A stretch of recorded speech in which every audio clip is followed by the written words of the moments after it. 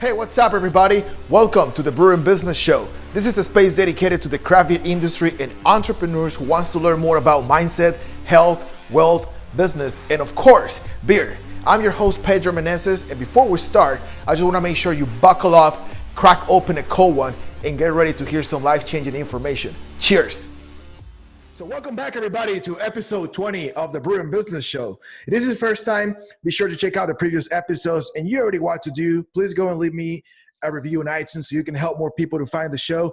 And today, guys, I have the honor to introduce you to the co-founder of CODO Design, Isaac Arthur. Since 2009, he has worked with the food and beverage industry and spends most of his time traveling around the country, helping craft breweries rebrand and redefine their foundational positioning. So whether you are defining your brand for the first time or reinventing an old one, today Isaac will share with us the importance and the impact a well-defined branding strategy can have on your brewery. So welcome to the show, Isaac. It is a pleasure to have you here, brother. Thanks, Pedro. What's up? How's it going, man? It is going. Yeah. I'm here. That's good, man. Yeah, let's start rolling and start putting some good content here so people can find this valuable information and Sure.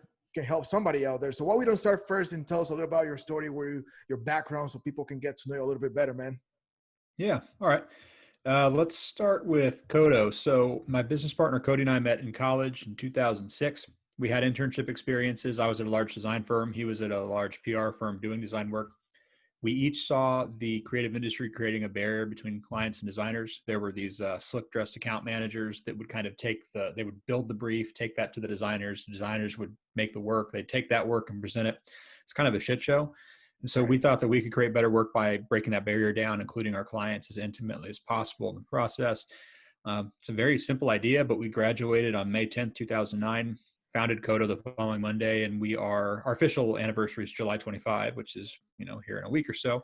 And we are celebrating our 11th anniversary this year. So as far as what we do, we work with the food and beverage industry, work with 50 plus breweries around the country, around the world. So predominantly we do a lot of work with breweries, but we also do a lot of work with cannabis, distilleries, CPG, food artisans, restaurants, bars. If you can eat it or drink it, we brand it. Right. Probably get at this later, but we've written a few books about beer branding, and yeah, this has been a weird year for us, like everyone, but we're still here.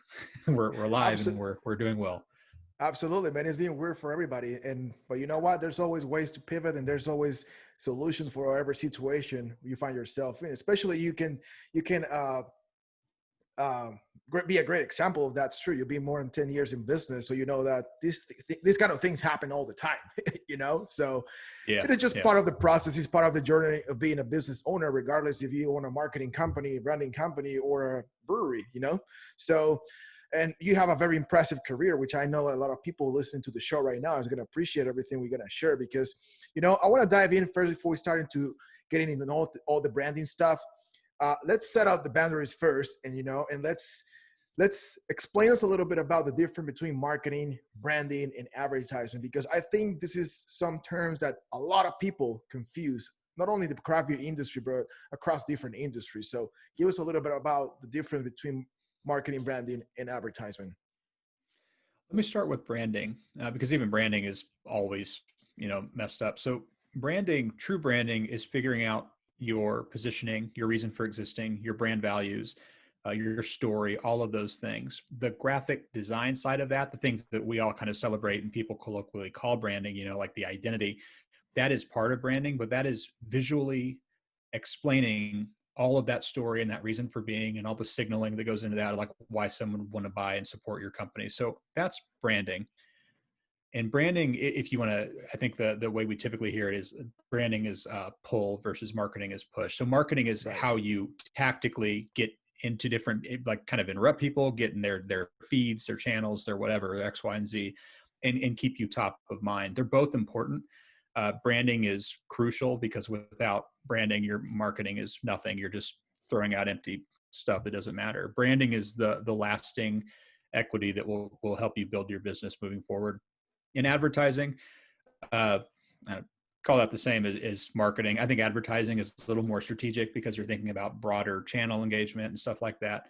But yeah, all of it's important. Branding, I think, is the one that is the most important. And I would say that even if we were a marketing firm and not a branding Right. firm. No, and I totally agree with you because like you just said, like you can have the best marketing strategy, but if you don't have the right message or you don't know exactly what you're putting out there, what's the point to having the right marketing strategy, right? Like what in the hell are do you going to talk about? do you even need to exist? What role do you play in people's lives, and how are you different or better than whatever is out there? Whether you're a brewery in a town with 5 other breweries, or whether you're a shoe company or whatever, you have to be differentiated and have a reason to exist. And that's what branding does. It defines that and tells that story. Yeah, absolutely. I totally agree with you. And which I believe is important. And I don't know what is your perspective about branding in the craft beer industry or even in the food industry and all the industries that you serve. But let's talk about the craft beer industry, right? Here in the craft beer industry, it looks like it's something that a lot of people have avoided for a very long Hmm. time or have Yeah. misunderstood how it works, you know, and at the end of the day, it reflects on your results and your sales. Am I right? Yeah, completely. I mean, we've seen an interesting arc. So we got our first beer client in 2010. So that was the really quickly. I'll back up. I won't make this boring, hopefully. No, go But ahead, man. Yeah. from the year 2000 to 2010, there were 1,500 breweries in 2000. In 2010, there were 1,800 breweries. That's 300 breweries in a decade. We'll take COVID out from 2020, but from 2010 to 2020, there were 8,300 breweries before COVID hit. Yeah. So that's a hockey stick. That's not even a hockey stick. It's just a 90-degree arc as far as growth chart. So you had so much space at the beginning where branding did not matter. Cody and I, we tell this story whenever we're at conferences. We even, in one of our earlier engagements or possible engagements, we didn't end up working with them, spoiler alert, but we had sat down with someone to walk through a proposal. And one of the guys that we were just meeting said that branding is for people that don't know how to make great beer. I mean, that was literally a perception in the beer industry 10 years ago. And then you also had from the consumer side, when craft was still this new thing, uh, people would look at fancy branding and think, oh, that's not craft, because, you know, craft looks like this shitty, like homespun thing that Right. your nephew makes. And that's what it used to be. And now it's interesting watching over 10, 11 now years in the space where branding out of the gate, proper branding is just, it's almost table stakes. I mean, you don't have to spend $100,000 to get it, but you do need to have a really good looking logo, beautiful packaging, or you're not going to sell because there's so much stuff out there. And it's become the norm, and it's interesting to see how it's developed over the last decade. You know, I appreciate you sharing that because that gives you a better perspective of all the transformation the craft beer industry is suffering right now, you know, because like you just said, 10 years ago it was just home brewers becoming opening a business. But now it's about Yeah. who runs the best business and who have the best business practices. And branding is obviously one of the most important parts of the whole equation. You know what I mean? If yeah, this is really cliche, but I like the idea that we taste with our eyes. I mean, if you're looking on shelf and you see Yeah. packaging that looks good, and this isn't just our opinion. I mean, there are objective studies. We actually did an objective study for our Craft Brewers Conference presentation earlier this year. It's like 85% conservatively of people, and I imagine it's actually closer to 100, the people just responded incorrectly, buy based on aesthetic, on look, on messaging, on all of these things. You're not going to spend, especially like an on-prem, if you're buying a beer at a bar, you'll take a chance on something. But if you're spending $10 on a 6-pack, you're going to buy something that looks attractive. And that is the most simple way that you can see branding directly informing sales and driving business. Because maybe we can get into this later, but this stuff isn't about pretty gussying up stuff, make it look pretty. Like, this is a business tool to differentiate you and help you grow. I mean, that's what branding does. It's its core feature is a profit center for any company, no matter what you do. Wow. No, that's a very powerful description. I hope people watching right now can start taking notes because, you know, it is important to start understanding these little concepts and these little things that at the end come together to create a whole machine that is going to help your business survive and thrive, especially during crazy times like the ones that we're going right now, that tomorrow everything can change again, you know. But I totally agree with everything that you're saying right now. And that's why, you know, like we have talked in this show a lot about marketing, about finances and all that kind of stuff, and why it's very important, all of these little parts, you know. And one of the things that someone said in the show was that just because you have to invest, for example, in your branding, in your marketing, it doesn't mean that you stop being craft beer, you know.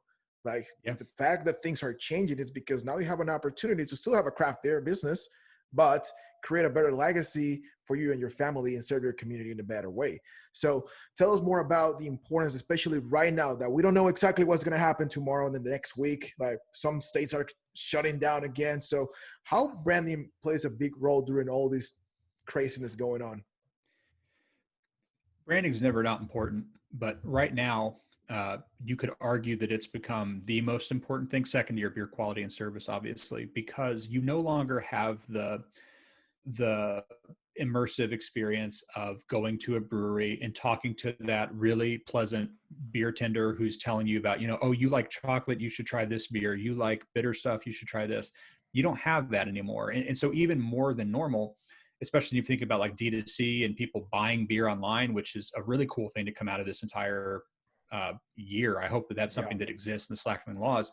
I think that your branding, specifically just the visual side, is never not important, but it's more important today because people are literally, it's almost like Amazonification of this. Like you're looking online, if you're using like a third party app specifically, and you're just looking at the like, okay, I want an IPA, you click on the grid or whatever, and you just click on whatever catches your eye. It's not that dissimilar from looking off-prem in a shelf, but it's really, really important. And I think that I don't actually have a full, I wish I did. I don't have a full grasp on the ramifications of this change right now, but I think that visually and how your stuff translates to digital, I think is extremely important. And branding and getting your messaging out there, especially, let's talk about this as states are reopening and people are opening. This is maybe more on marketing, but it's through a branding lens too. Clearly explaining to people how you are opening or what you're doing or what precautions you're taking, because I'm a take away all CODO and all of the business. Like I'm a beer fan first and foremost. I'm not comfortable going to, I'm not one of those folks that wants to throw on my cowboy hat and just go to a bar and sit there like nothing's going on. Like I have a family. I have older folks in my family that I love and want to take care of. So I want to see that you're taking precautions, and I want to very clearly hear that articulated to me, and then I'll give you all the money I have. But that's another important thing that the branding is playing right now in this moment in history. I totally agree with you. And just to reinforce what you were saying, we spend a huge amount of time during this year in our homes, stick to our computers and to our phones.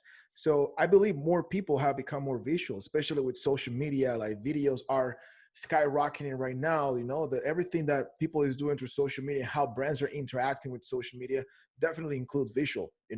So I think definitely, like you said, we don't have any exact predictions of what's going to happen right now in the next couple of weeks or months or for the rest of the year, but there's signs out there of what's going on and how the fate of the industry will look like you were saying. Online sales, that's something that is going to be huge too. So if you're going to have an online system, how that online system is going to look, how your cans, your brand, everything that you're designing is going to look, and how big of an impact is going to have in your business. You know what I mean? So for sure. Yeah. Now moving forward, man. So let's talk about, because most of the people listen to this show is people that already have established business, right? So why don't get into like the do's and don'ts of branding? If somebody right now tells you, man, we are going through hard times, everybody's trying to pivot, everybody's trying to find different strategies, what will be the most important steps you can recommend to an established brewery can take when it comes to their branding so they can start making more sales or expanding their business? So this is as a business owner myself, it's a hard time to say, just plunk down a bunch of cash and rebrand, because that, there are a lot of things to go, we can get in that later. There are a lot of things that should drive whether or not you do rebrand. I think it's really important right now, no matter who you are, you can have the most powerful brewery brand and business in the world. You need to be thinking about your messaging and your positioning. I think that there are very few people that are going to come out of this completely unscathed, that don't have to shift their positioning, shift their portfolio, shift how they talk about themselves, shift their portfolio strategy, their pricing. This is stuff beyond branding. It's just the business itself. And you should be cognizant of that. As if we can be kind of cold for a minute, there will 100% be closures. There are already been a few, but I think that you're seeing people that are kind of walking dead right now. I mean, just if you go back to March when the BA was having these conversations with breweries and throwing out surveys, you have people saying they're going to run out of money in 3 months. It's been 3 months. We had the payroll protection, which doesn't even really work that well for many breweries because of how it's been structured and incentivized. So I think we're going to see a lot of breweries close. And I say that not to make any broader point other than your market will likely shift, especially if you are a smaller or even up to regional brewery. You may have opportunities that arise because, you know, some big player died off, some small player died off, maybe some people are probably merging. So thinking about your positioning, thinking about your messaging, looking at your market objectively, and listening to consumers.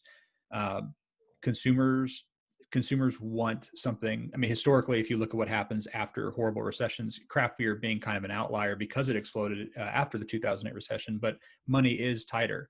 And that doesn't mean they're going to stop buying craft. But is this the death of the $25 4-pack, you know, triple IPA, whatever is being made? Do people want a really good 6-pack of IPA or 6-pack of hazy or whatever? Just being aware of that. There's nothing really tactical there other than just realizing that what got you here may not get you over the next couple of years. And you really need to be on your toes, no matter what company or what industry you're in, because this is unprecedented. Man, that's very powerful what you just said. Like, what got you to this point is not going to be the same thing is going to take you to the next point. Yeah. I mean, that's very powerful because, you know, it is not only is the truth, but, you know, the fact that things are shifting, and more than ever, you know, like the whole different industries are being shifting for the past 10, 15 years, right? But I believe that right now, during this year, right, everything that other industries have been suffering for 10, 15 years, the craft beer industry has been suffering for 6 months. You know, all these crazy changes going right away. Like, what in the fuck we do now? You know, it's crazy. But like you just said too, you know, there's solutions, there's stuff you have to look into to see what you can find and how you can start building that's your brand, you know, again, or rebranding in this case, you know, what changes you have to make, what changes you don't have to make. Now let's talk about the don'ts, you know, like what are some of the biggest mistakes you have been seeing in the industry in the past 3 or 4 months? Oh man. You know, I don't even want to. I don't even want to answer that because people are just like you're there. You're walking into March. Everything's chipper. 2020 is going to be my year, and then you get punched right in the face by this, and then you have the government literally shut you down, which means you can't earn revenue, and you have to lay your whole team off, and then they give you this limp-wristed fucking payroll protection thing that doesn't even work. Right. So I don't want to say what people are doing wrong now, because I think if you've made it to this point, I applaud you. I mean, again, as a business owner, like I had 3 weeks of no sleep myself in March, and I didn't have to lay anyone off. I know we have many clients, as I'm sure you do too, especially in the beer space, that had to lay 40, 50 people off, you know, day 2. So if you've gotten here, you're doing well. I will give you an answer though, kind of some gimmies as far as like what people do wrong in branding. Typically, they are inconsistent. That's an obvious one. Nothing looks the same. Nothing has the same message. They don't consider their positioning. I think this is actually something we've been beating this drum for 10 years now. Understanding your positioning is one of the most important things you can do as a company, period, but as a brewery specifically, so that you can understand what you do, how you're better than or different than your competition, and who your people are, who your customers are. People don't understand their brand values. That's become kind of this shitty buzzword, which is unfortunate, because if you understand your values, you're not gonna trip over yourself by making stupid decisions. You're not gonna release like a sexist or a racist beer label, for instance. You're not going to let bad beer get out in the market, which still boggles me to this day that you see objectively flawed beer get out into the market. It's like, just dump that. Like, you just hurt yourself more than the money that you would make from selling it. So I don't know, I'll keep ranting about that last one there, but yeah, those are some big ones. Those are big mistakes. Yeah, I mean, I think I didn't mean that question in the sense of like what people is doing wrong, and let's tell people what they're doing wrong, you know. I mean, I think in order for you to be successful in life and in business, you have to recognize what the market is doing, you know, and what the industry is doing. Like, it might be taking them to the wrong direction that actually can hurt them down the road. I think that's what's more the focus of that question, because like you just said, like if you don't know your values, right? If you constantly change, if you're not consistently, consistent, consistency is very important not only in your branding, but also in your marketing efforts. If you're not putting the message out there consistently, talking to your audience, putting your beer in front of your audience, talking about your message and all this, the things that you have going on, even if your brewery is closed, right? Nobody's going to get to know you or remember you. So I think that was, Yeah. yeah, Oh no, I was just I was going to add to what you're saying. I think I can give a better answer now, having that context. We still see in the last few years, in particular, breweries coming to market in markets that don't really, I mean, you need or don't need, whatever. But let's say there's a town like Denver. We'll use Denver's example. right, 8,000 breweries in Denver. I'm exaggerating, but there are a whole lot of breweries there. If you're going to open up and just be a brewery, that makes a porter and just like you don't really offer anything differentiated, there's nothing wrong with that. But as a business, you need to understand what role you will like. Is there a void that is not being done in the market? And are there styles, or is there experience? Is there an X, Y, and Z not being met? Is there a need that's not being met? You can open up and make beer, that's fine, but I don't know that you're going to be successful pre-COVID or definitely post if you don't actually have a reason for existing. right. Yeah, I totally agree with you on that. And it is, I think you are a great example. Like my company is a great example, and a lot of companies trying to serve right now the craft beer industry is a great example of everything that you're saying right now. Like let's talk a little about your business, right? The reason why you've been successful for the past 11 years, right, is because you focus on your values, you focus on what you wanted to accomplish and who you wanted to serve, right? And that's the Yeah. reason why you're not going out there, or you don't have on your website, oh yeah, I can help real estate agents and contractors and I help everybody. No, you are specific with what industries are you working, and because they're very similar at the end of the day. And the reason why you're working with those industries, and that has taken your business to be successful. It's the same applies for any type of business, and especially for a brewery, right?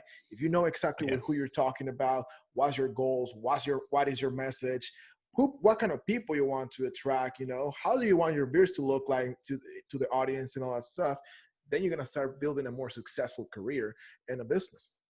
So 100%. 100%. I mean, we we have been the biggest proponents of positioning since day, I mean, out of school. I mean, reading 22 Immutable Laws of Marketing and Positioning and Blue Ocean Strategy and all these kind of old school books. It is the most important thing you can do in business. And CODO, for example, and you guys, like as service, especially a service company, a brewery, you are moored to a physical space and an experience you can give people.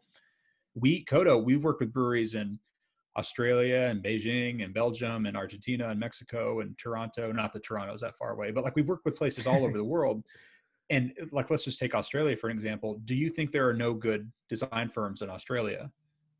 Of course not. There are world-class design firms in Australia. right, There's no reason for a brewery in Australia to hire a design firm in Indianapolis, Indiana, but we are, I won't say experts, but we're viewed as experts in the space because of our experience and what we do. So that positioning is just the most important thing that you can do. And we can apply it to a brewery too.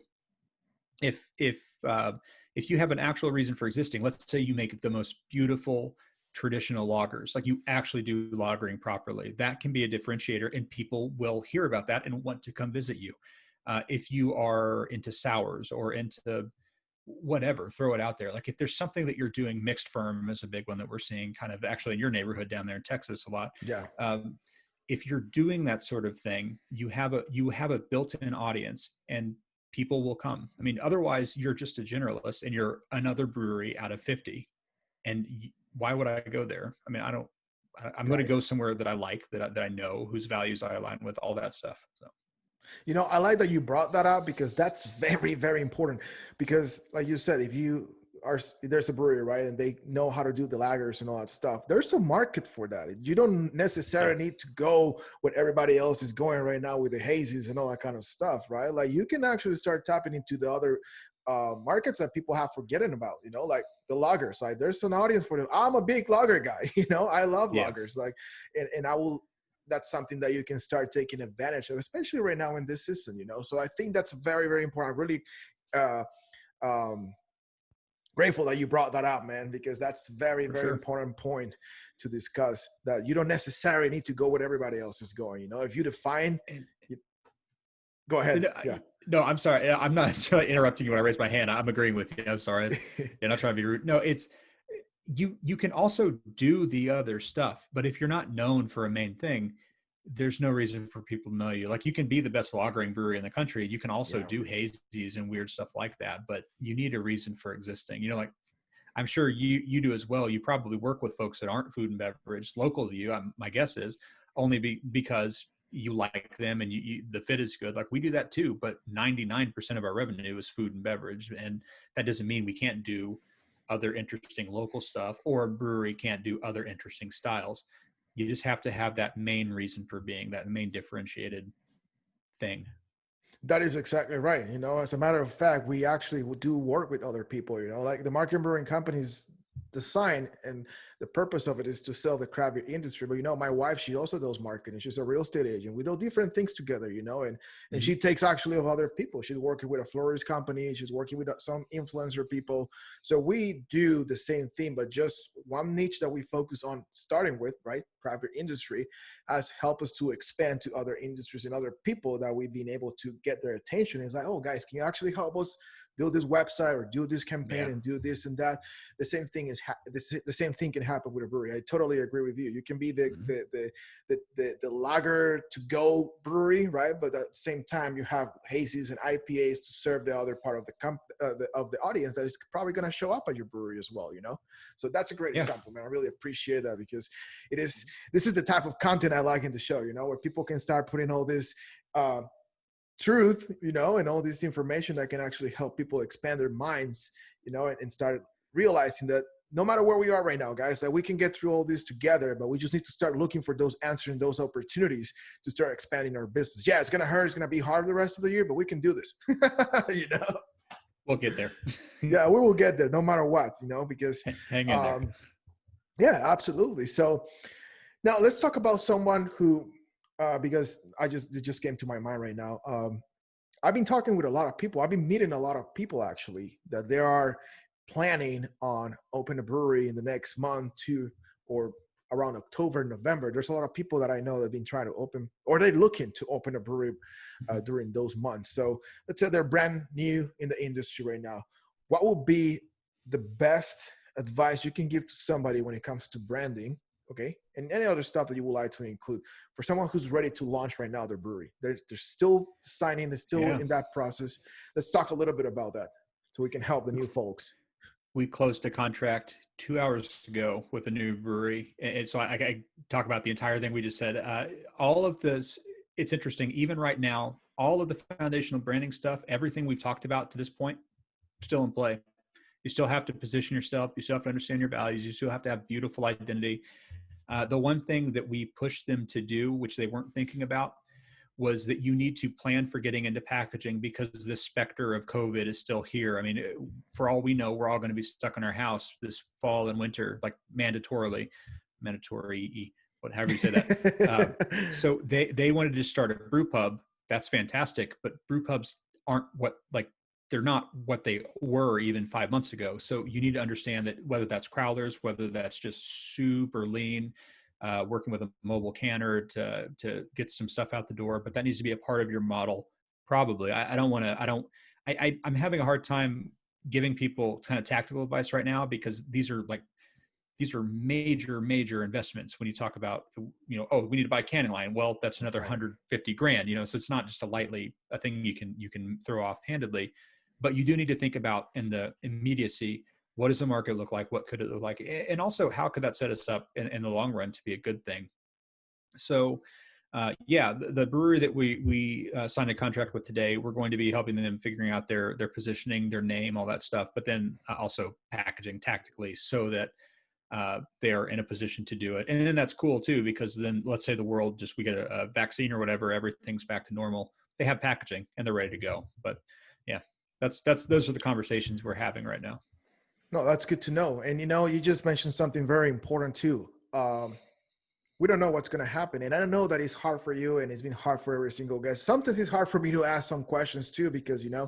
we don't know exactly what's going to happen. We cannot say, you know what, this is how it's going to go, and next day is going to be a complete different story. But I believe that there's some fundamental things on any business that will help you thrive during any season or during any circumstance. Branding is one of them.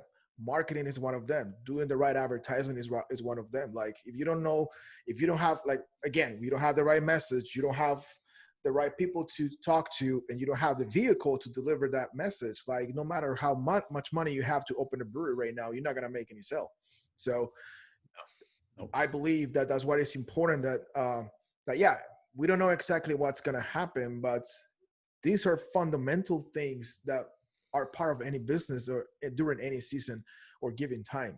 So Yeah. that's why I know it's hard, again, to find the right answer sometimes, to because we cannot predict the future or the market, especially in this situation, but at least we can be prepared, to what's going to happen. Like you were saying, you don't have money to have a canning line, that's fine, but you can find some other solution.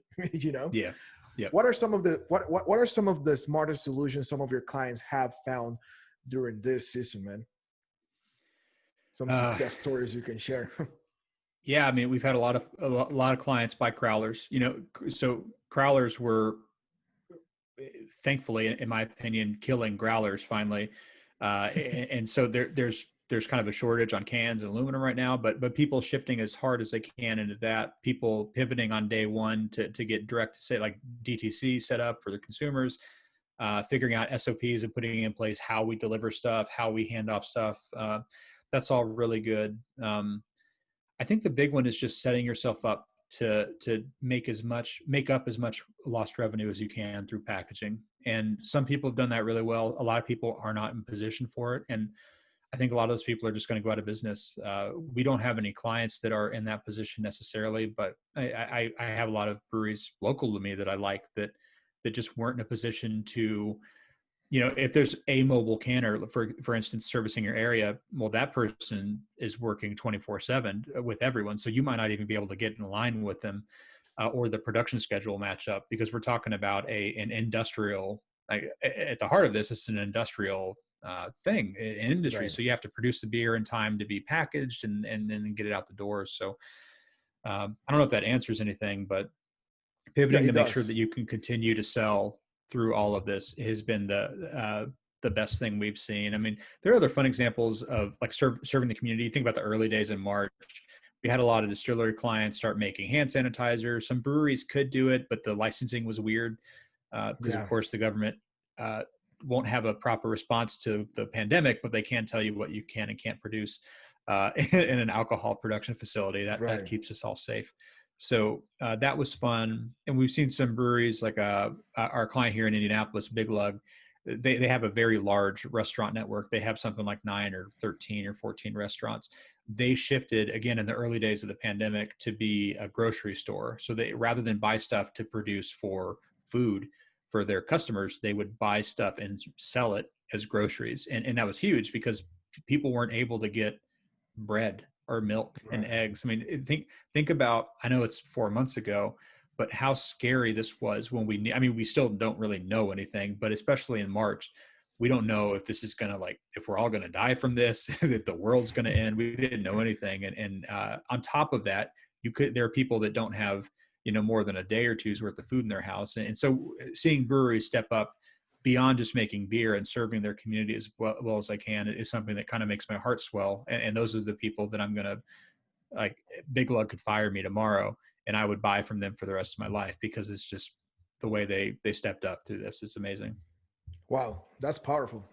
That's great to hear, because I think it's encouraging to see that there's other people out there that are doing it, are doing whatever they can and whatever is possible for them to do to stay alive and keep their business running. And I think that is something that can inspire everybody, especially the ones who are at the bottom and the ones who are suffering more during these times, man. Again, I don't know what's going to happen, but there's opportunities out there, and I know Yeah. some of them have to change their production lines, or have to change their marketing strategies, and start implement a new one, because most of them, they really didn't have a marketing strategy, right? No. Or rebranding their entire products, the entire line of beer. So do you have any story about anybody who rebranded their company during the worst time of the pandemic and now they're seeing better results? Not that we've dealt with, because it's only been 4 months, and I think we Right. are working with a lot of companies that, as you and I were talking, I think before we started recording, at the beginning of this, as just CODO and our company, we had a lot of in process projects that just kind of got the legs cut out of them because like Right. they're panicking, they just pull the plug. A lot of potential projects went on pause. We've had 2 or 3 larger rebrands that have been going on now for 5 or 6 months that stayed the course, and they're in amazing shape. I mean, these are larger breweries, of course, that have the budget to kind of like the war chest to survive 4 to 6 months of really dramatically lowered income. But think about them right now, where this is kind of like you're torching off like a controlled burn. That's a horrible metaphor considering we're talking about breweries going out of business. But just think about when we emerge as a brewery from this, what we're dealing with right now, and we have our branding and packaging in place. It's actually a really nice time to be reborn anyway, because the whole market has shifted. And that's a very fortunate timing on their part, because, had they kicked off a month later or a month earlier, the timing wouldn't be that good. But yeah, we have 3 right now that I can't talk about that are getting ready to launch. They're actually holding off because they want to see like, well, can we open up at full capacity and launch? So we have 2 in particular that are like, they're watching the headlines to see like, when should we launch this? So that's probably the best answer to that, is just people that are using this as an opportunity to come out swinging and fresh and new. And I think it's going to be really, really exciting and drive a lot of revenue for them. And I really appreciate that answer, because to be honest with you, that was the answer I wanted to hear from you, that Yeah. how people can use this time to reborn, pretty much. Yeah. That's kind of like what we're doing too, like, I'm not going to lie to you too. Like, everybody's being hurt. My business is being hurt too, but Yep. we have pivot and we have finding ways to keep alive the business, and keep growing and doing other stuff and implementing other stuff and just becoming better. So kind of like a reset for everybody, Yeah. if you want to put it on that term, that is actually an opportunity if you have the means to, but if not, you have to find the solutions to keep dragging more revenue during this time. So I think it just Yeah. depends on everybody's position right now, but I really appreciate that answer, man, because I think, and everything that you have to say here, man, I really appreciate your honesty. And because that's what I think helps people, being honest when it comes to the market and what's going on out there, and that why they can do, why they cannot do too, like, stop fucking around Yeah. with this, because you're just gonna go down the rabbit hole and it's not gonna look nice. Kind of, sort of, I mean, we've been gifted. It's hard to look at it as a gift, but try to view all this horrible shit as a positive if you can, Yeah. to your advantage. I mean, at the beginning of March, beyond the 3 weeks of just blind panic as a business owner, again, I'm losing sleep, I'm losing weight, all this stuff. We as a team, my partner and I specifically, we had, as a business, nothing's ever done. There's always like, you never complete your list. And you're like, okay, I'm done for this. There's always 8. It will never be done. And Amen. so there were, and this goes beyond branding. Like we cleaned up HR stuff. We cleaned up our sales process. We cleaned up websites. Like, and as a business, as a brewery, again, never done. Like, can you clean up your HR? Can you clean up your financing? I mean, that's probably something that's going to have to happen regardless. Like, there are all these systems and things that you would never get a chance to do because you're brewing beer and running front of house all the time. And I know we're 4 months into this, so it would be good for people to hear this 4 months ago. But if you have downtime still, if you're not running at 100% capacity, take this time to clean that shit up, because you're not going to otherwise. Like, whatever service or systems or SOPs or processes you have in place that aren't perfect, fix them. Get them running smoothly as much as you can. Right on, man. That's completely right. I totally agree with you, because there's, or you take advantage of this time or you don't. Yeah. So Yeah. that's pretty much what you have to do. So Yeah. and that's pretty much what else? What else you yeah. got to do? Exactly. Like, sit around watching the news. No, that's not going to help you, man. No. No, It's just panic. I know a lot of people always ask me, like, why do you talk about these things like a gift and all this? Like, man, it's just the type of mindset that I have in my life, like, there's no reason why, no matter how hard the situation is to no matter how hard the situation is, there's no reason why to focus on the hard part of No. whatever we are dealing with in our lives, because when you focus on that, then you attract more. But when you understand that in the middle of all this misery, we can still find the light and find options and solutions, then your mind start focusing on finding those solutions, and eventually you find them. That's basically the law of attraction. Is that when you, what is your favorite car? Favorite car? Like exotic car. What is one of your favorite exotic cars? 2005 Tacoma. Okay. It's my favorite exotic car. Okay. But anyway. Here, 85 Bronco. That's a boring answer, but I love mid 80s boxy trucks. Make me happy. When at some point in life you started talking, let's say you're having a couple beers with your friends and you start talking about the Bronco, right? And then you start thinking about the damn car. In the next couple of weeks, you start seeing that car everywhere, right? Sure. Yep. Why? Because your mind is focused on that. So start looking for that shit everywhere. You're like, never before you saw so many Broncos out there, but now suddenly you start seeing all the Broncos in your life. So it's the same thing. The same thing with this situation. Like if you focus on the bad things, we're fucked. If you focus on the good things, you're gonna find the solutions to your answers. And this is the reason why I have you here in this show, so you can share those solutions. And thank you, man, for sharing all this. I really appreciate it. Now, talk to us a little bit about your books, man, because I know you have some books that can help the people right now. I don't know if they can download it from your website or where they can buy them. Like, talk to us a little about those books and what people can find in your books. For sure. We wrote our first one in 2016 or 17 called Craft Beer Branding Guide. And that's a good primer for you. You can read that at craftbeerbrandingguide.com. We're actually going to put those back up for sale here within the next couple of weeks. We're finalizing all the e-com stuff, but that will be for sale. But you can also read it for free online at craftbeerbrandingguide.com, I think it is. And that is a very step-by-step guide to, if you're completely new to this, you know nothing about branding, which is who we wrote it for. We didn't write it for designers. We wrote it for someone that doesn't even know like what branding versus marketing, for instance. Right. Helps you figure out your positioning, helps you figure out your brand values, it gets way more tactical than our newer book, because it helps you figure out how to design your identity. You're not going to be able to design your logo after reading the book, but the value proposition for that book was you can do, if let's say you don't have much money, there's no reason why you can't do the brand strategy yourself. We make a lot of money doing brand strategy, but as you know, it's not really rocket science. It's just something that we do really well because we do it day in and day out. I mean, if you can, I think anyone can look at their market and by reading this book, figure out how they can be different, blue ocean opportunities, stuff like that. So that's our first book, but I definitely want to push and suggest people check out Craft Beer Rebranded, which I actually have right here because I was writing in it earlier. This is our latest book, and this is based off of, I should talk about this.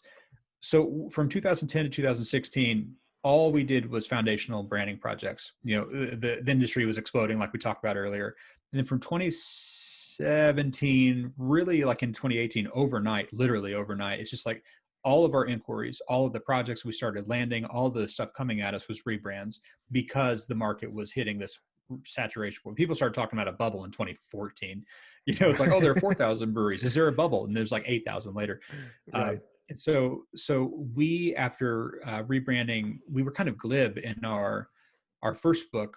We had this chapter at the end of like when to rebrand. And it's like, if you feel like you need to rebrand, turn to chapter 1. Haha. And that was our stupid answer. And then after rebranding about 10 or 15 breweries over a couple of year period, we realized it's markedly different. And there are two major differences between foundational branding and rebranding. And that is, number one, you have an established brand that you need to possibly consider. So brand equity, unless you're like completely running away from it, there are things that you need to maintain through this process to make sure that you are launched correctly. And the second one is how you control that rollout and that launch itself, which is important when you're launching a brand new brewery, but when you're launching a rebrand, it becomes crucial, because if you fumble it, people are going to wonder if you were sold or why you made the change or whatever. So we wrote this book, Craft Beer Rebranded. You can buy this or read it at craftbeerrebranded.com. We like long URLs at CODO. And this is again, like our first book, but in more detail. This is a step-by-step guide to managing the entire rebranding process, up to and including the beginning of why you might even consider rebranding. Should you rebrand? What's the difference between a rebrand and a refresh? And I'm going to just stop talking about that now because I want to talk about the workbook, because this is something we wanted to do in our first book, but we didn't get around to it. So this is a 2-book bundle, actually. I don't want to make this too much of a commercial, but I'm really proud of this. We designed a workbook, so it's literally like your, if you remember high school or college, but this is more fun because they're like crosswords and shit in it, and it's activity. So when you read a chapter about framing your positioning, we have 2 or 3 activities and prompts to get you to actually do that. So we've had a lot of feedback. We've sold. We ordered a shitload of them because we were going to talk at CBC. That got canceled, so we're still sitting on a shitload of them. So you should definitely go buy one.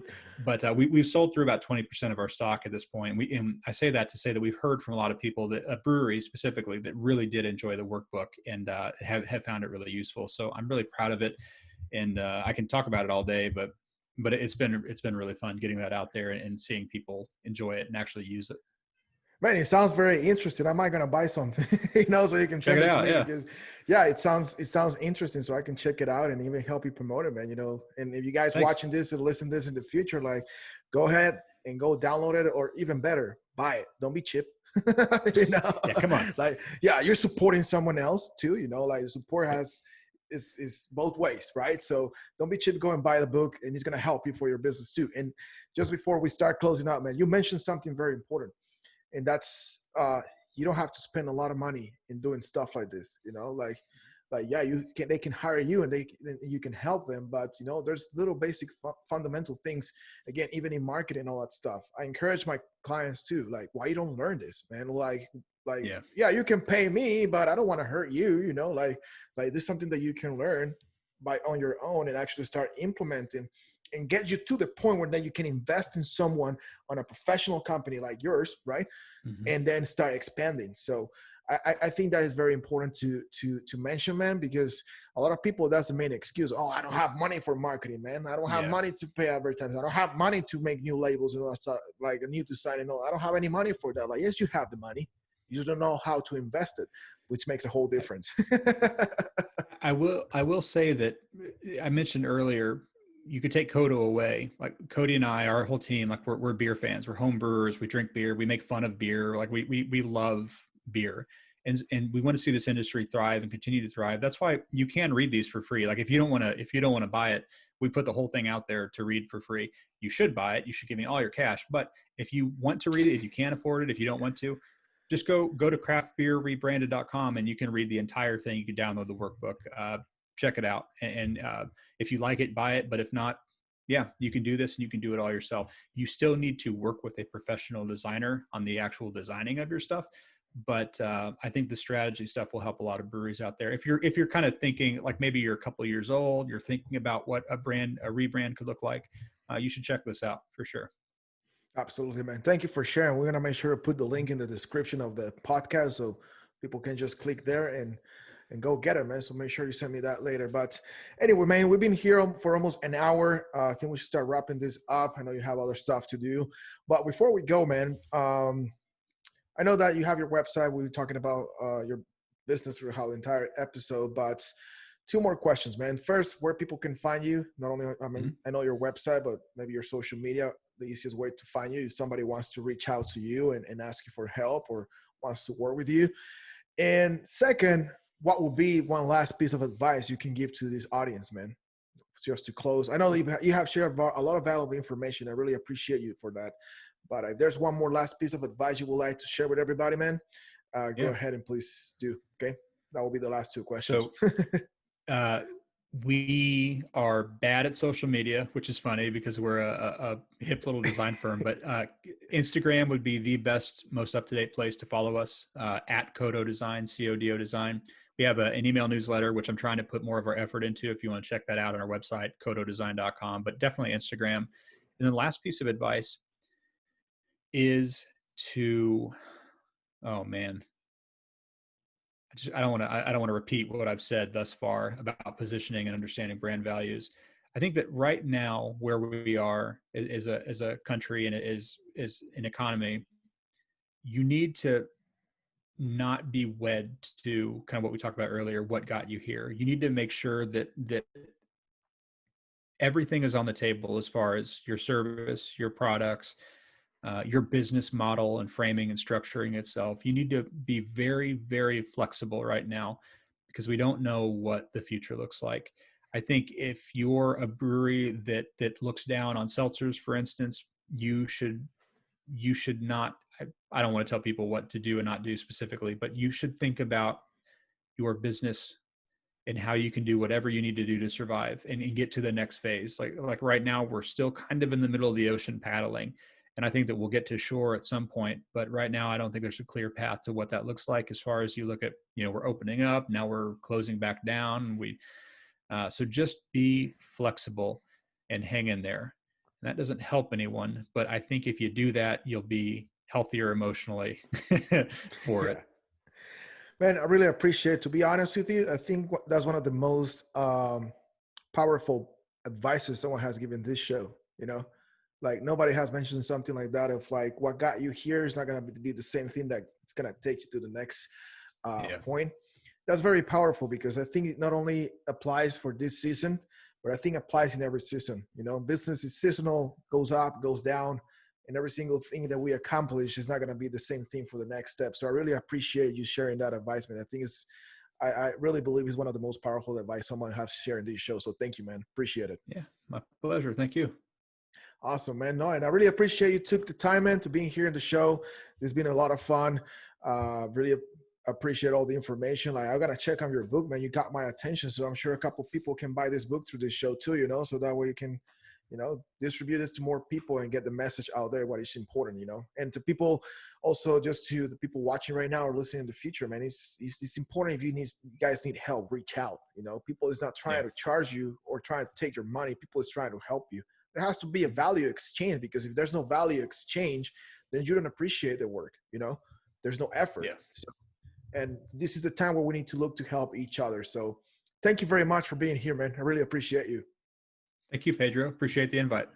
Absolutely, man. And for you guys listening, if you enjoyed the show, make sure to share it with somebody, put it on social media, send in a DM, text message, email, whatever you can do to help us spread the word. And also make sure you leave that review on iTunes or subscribe to the YouTube channel so more people can find the show and get access to all this valuable information. And lastly, if you're ready to grow your sales and take your brewery to the next level, make sure you head to onlinemenu.marketingbrewingco.com and watch the free video on how you can sell more beer online.